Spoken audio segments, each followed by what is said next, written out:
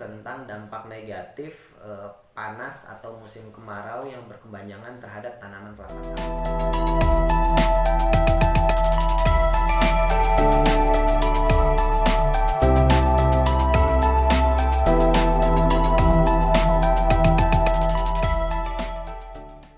Halo bro, ketemu lagi dengan saya Bro Tani di channel Roni P.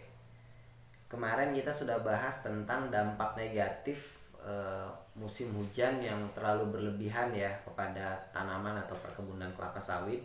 Nah, nggak adil rasanya kalau kita juga nggak bahas dampak negatif kemarau yang berkepanjangan atau musim panas yang berkepanjangan terhadap tanaman kelapa sawit ini.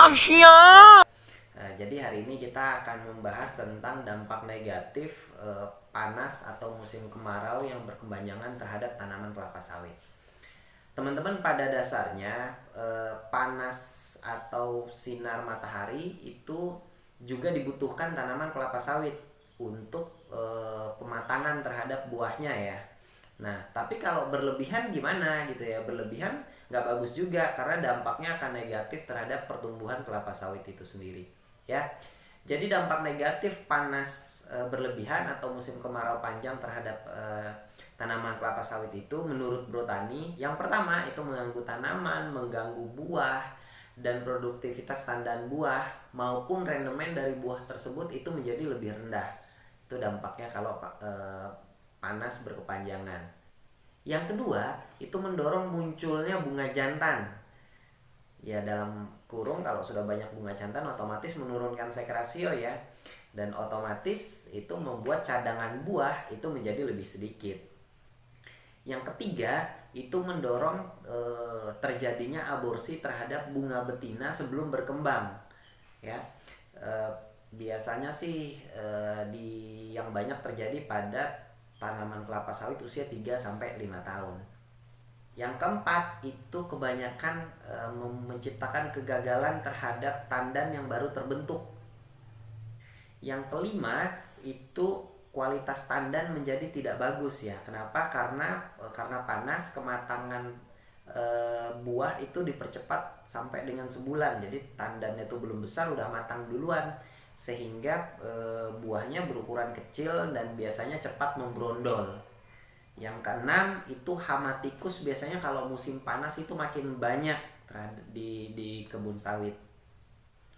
Yang ketujuh itu perkembangan tanaman tutuk berupa kacang-kacangan atau gulma itu menjadi tertekan. Jadi biasanya di perkebunan kelapa sawit itu di bawah-bawahnya itu ada tanaman tutuk supaya tanahnya tuh lembab bagus gitu ya untuk pohon kelapa sawitnya. Tapi karena panas biasanya pertumbuhan dari tanaman tutup itu tuh nggak bagus gitu karena panas kering kan, jadi tidak bagus untuk tanaman sawitnya. Nah, itu tadi 7 dampak negatif musim kemarau atau musim panas berkepanjangan terhadap tanaman atau perkebunan kelapa sawit menurut yang Bro Tani tahu ya.